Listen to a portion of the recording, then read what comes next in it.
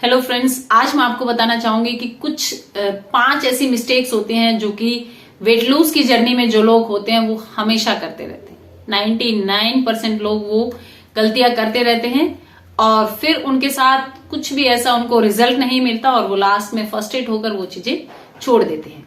तो आइए आज हम जानते हैं कि वो कौन सी 5 गलतियां हैं जो कि वेट लूज की जर्नी में आपको नहीं करनी है। अगर आप डेफिनेटली अपना वेट रिड्यूस करना चाहते हैं तो आपको इन मिस्टेक से बचना होगा।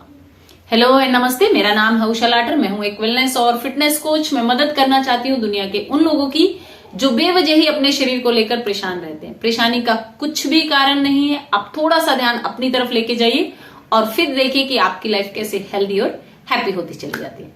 तो चलते हैं दोस्तों आज के मेन टॉपिक की तरफ कि 5 जो मिस्टेक्स हैं वो कौन सी हैं जो लोग करते रहते हैं।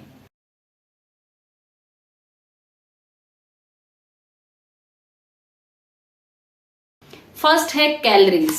कैलोरीज यानी कि जो हमारे अंदर मोटापा आता है वो किस वजह से आता है। जो हमारी कैलोरीज हैं वो स्टोर होती रहती हैं और वो फैट में कन्वर्ट हो जाती हैं और जो वो कैलोरीज के स्टोर होने के जो फैट बनता है वो एक बैड फैट होता है और वो धीरे धीरे जमता जमता जमता हमारे ऑर्गन्स के आसपास जमता रहता है और हमें वो अनहेल्दी बना देता है और फिर हमारे अंदर मोटापा बन जाता है, यानी कि ओबेसिटी जिसको कहते हैं। और जैसे कि मैं पहले भी आपको बता चुकी हूं, एक बीएमआई वाले चार्ट में अगर 24.5 से अधिक आपका बीएमआई आता है तो आप ओबेसिटी के शिकार हो चुके हैं। इसके लिए आपको सावधानियां बरतनी है, अपने साथ अपने आप की तरफ देखना शुरू करना है, अपने आप से काम लेना शुरू करना है, अपनी एनर्जी और अपनी कैलोरी को जो है वो बर्न करना शुरू करना है।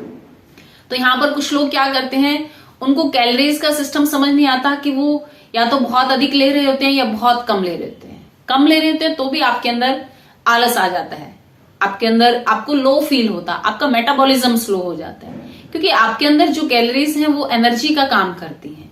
लेकिन आप हाई ले रही हैं तो आपके अंदर वो फैट में कन्वर्ट होती जाती है, यानी कि आपकी उतनी बर्न नहीं होती। आपने जो है अपने वर्क को समझना है, कैलोरीज के साथ साथ अपने अपने कैलोरीज बर्निंग की प्रोसेस को भी समझना है कि आप क्या कर रहे हैं।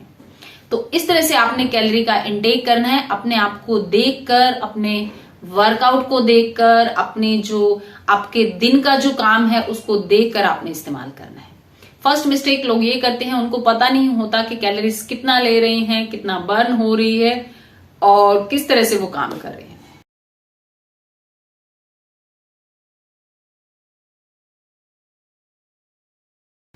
सेकंड होती है एक्सरसाइज। कुछ लोग बहुत एक्सरसाइज करते हैं फिर भी पतले नहीं होते और कुछ लोग कम एक्सरसाइज कर रहे होते हैं लेकिन फिर भी पतले हो जाते हैं, क्योंकि एक प्रोसेस होता है, एक सिस्टम होता है। आपको अपनी बॉडी को हफ्ते 10 दिन में आपको एनालाइज करने आ जाना चाहिए कि आपको किन एक्सरसाइज का अधिक इफेक्ट मिल रहा है और किस एक्सरसाइज का कम मिल रहा है। लेकिन कई बार ये चीज जो है वो थोड़ी सी लॉन्ग भी चली जाती है। हम कई बार एक्सरसाइज चेंज कर देते हैं। ये ध्यान रखना है, अगर आपका जो अगर आप बिगिनर्स हैं तो थोड़ी सी स्लो से स्टार्ट करेंगे और फिर आपने हाई लेवल पर जाना है। कुछ लोग क्या होता है कि स्टार्टिंग में ही थोड़े हार्ड करते हैं, उनका जो शरीर बिल्कुल टूट जाता है, थक जाता है, कहीं ना कहीं मसल्स ब्रेक डाउन हो जाते हैं। तो इस तरह से हमें एक्सरसाइज नहीं करनी है। एक्सरसाइज को एक स्लो से लेकर फिर फास्टर पर जाना है। और सबसे जो मैं अच्छी बताती हूँ आपको एक्सरसाइज, वो योगा। अगर एक्सरसाइज आप स्टार्टिंग में करें उससे क्या होता है कि एक तो आपके अंदर एनर्जी का लेवल जो है वो बढ़ना शुरू हो जाता है, क्योंकि योग के अंदर ठहराव होता है। आप किसी भी एक पोस्चर के अंदर थोड़ा सा रुकते हैं, ठहराव आपके अंदर आता है और जब ठहराव आता है तो आपने देखा होगा कि आपकी बॉडी के अंदर शिवरिंग हो रही होती है, यानी कि कंपन सी पैदा होती है। इट मीन्स कि आपकी वो मसल्स काम कर रही है, वहां से जो फैट जमा हुआ है वो बर्न हो रहा है। तो इस तरह से आपने बिल्कुल ही सोच समझकर ध्यान से एक्सरसाइज करनी है। एक्सरसाइज करते हुए कोई भी गलती नहीं करनी है। अपनी अकॉर्डिंग, अपनी यथाशक्ति, यानी कि जितने आप में एनर्जी लेवल है, जितना आप में ताकत है, स्टेमिना है, उसके अकॉर्डिंग आपने काम करना है। इस तरह से अगर हम काम करेंगे, एक्सरसाइज करेंगे तो डेफिनेटली आपका वेट भी रिड्यूस होगा, आपके इंचेस भी लूज होंगे और आपका जो लाइफ है वो भी हेल्दी होता चला जाएगा।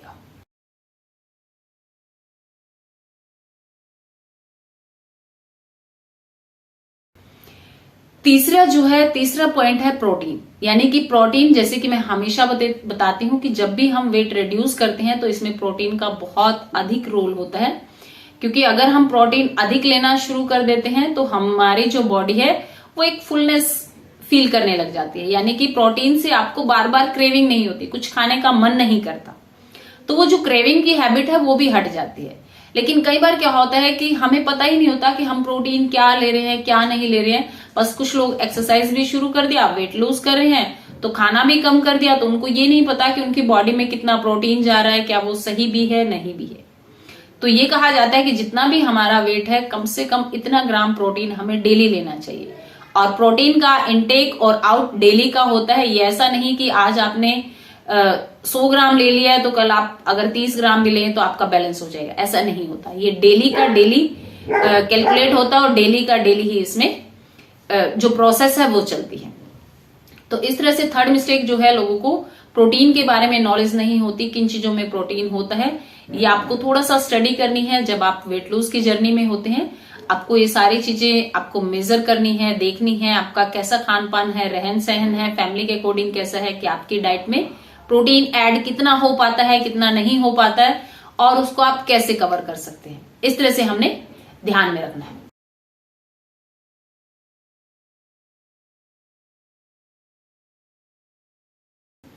फोर्थ होती है हमारी, कुछ लोगों को होती है कि कुछ एक डाइट पे चले जाते हैं, 5-6 मील्स आप बार बार थोड़ा थोड़ा लेंगे तो उससे आपकी जो एक डाइट चार्ट खुद से भी बना लेते हैं या किसी से ले लेते हैं, 5-6 टाइम्स आप मील लेंगे, कहीं ना कहीं आपके अंदर वो बैड हैबिट भी डेवलप हो जाती है जो कि आपके अंदर पहले नहीं थी। आपको क्रेविंग नहीं होती थी या बार बार खाने के आप हैबिचुअल नहीं थे, और फिर इन कुछ चीजों के कारण हमें बार बार खाने की आदत पड़ जाती है। तो इस तरह से हमें कुछ ऐसी चीजों से भी बचना चाहिए। मैं हमेशा एक वर्ड कहती हूं कि अपने आप को एनालाइज करिए, अपने आप को देखकर अपना मील सेट करिए। आपसे बड़ा डाइटिशियन, आपसे बड़ा एक्सपर्ट कोई नहीं है, लेकिन उसके लिए आपको अपने ऊपर ध्यान लेके जाना पड़ता है, अपनी बॉडी को देखना पड़ता है, संभालना पड़ता है, उसके साथ आपको कुछ समय बिताना पड़ता है, और फिर आपको एनालाइज जागरूक रूप से भी, यानी कि चेतन रूप से आपको समझना है कि कहीं मैं क्या ले रही हूं क्या नहीं ले रही हूं। इस तरह से हमें अपने मील को भी सेटअप करना होता है कि मैं इन टाइम में लूंगी तो क्या बेनिफिट हो रहा है, अगर मैं इतना ज्यादा लेती हूं तो क्या, कम लेती हूं तो क्या। किस तरह से अपने मील को सेटअप करके आपने अपनी जो वेट लूज की जर्नी है वो तैयार करनी है।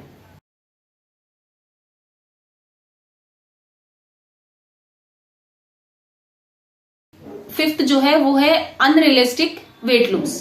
यानी कि कई बार आप सब कुछ कर रहे हैं, डाइट भी फॉलो कर रहे हैं, आप एक्सरसाइज भी पूरा दिलो जान से कर रहे हैं, लेकिन फिर भी आपका वेट कितना गया था, 500 ग्राम 600 ग्राम या इस तरह से कुछ आता है। तो वो क्या होता है, वो अनरियलिस्टिक वेट होता है। यानी कि आपके मन में कुछ और चल रहा होता है और आप काम कुछ और कर रहे होते हैं। यानी कि आप एक्सरसाइज कर रहे होते हैं, वहां पर क्या करते हैं आप, नहीं मैं कर तो रही हूं, देखो क्या होता है, देखते हैं क्या होता है, कर रही हूं देखते हैं, पता नहीं होगा कि नहीं होगा, मेरा तो कभी नहीं होता, अब करके देखती हूं, है ना। खाना खाते हुए ऐसे करते हो, खा तो रही हूं, कर तो रही हूं, देखती हूं क्या होता है, कितने टाइम होता है। तो इस तरह की कुछ जो गलतियां हैं हम करते रहते हैं और फिर हमारा वेट रिड्यूस नहीं होता है। तो दोस्तों आपने इन 5 गलतियों को जो है वो ध्यान रखना है। आपने वेट लूज की जर्नी में ये चीजें नहीं करनी है। जो भी काम करना है ध्यान से, फोकस से, अपने शरीर को देखते हुए, समझते हुए, पूर्ण रूप से जागरूक होकर करना है। अगर आपको वीडियो अच्छी लगे तो इसको लाइक करना, और चैनल पर नए हो तो चैनल को सब्सक्राइब करना, साथ में ही बेल आइकन का बटन है उसको प्रेस करना, ताकि आने वाली वीडियो की नोटिफिकेशन आप तक जल्द से जल्द पहुंचे और आप उसका पूर्ण रूप से लाभ उठा सके।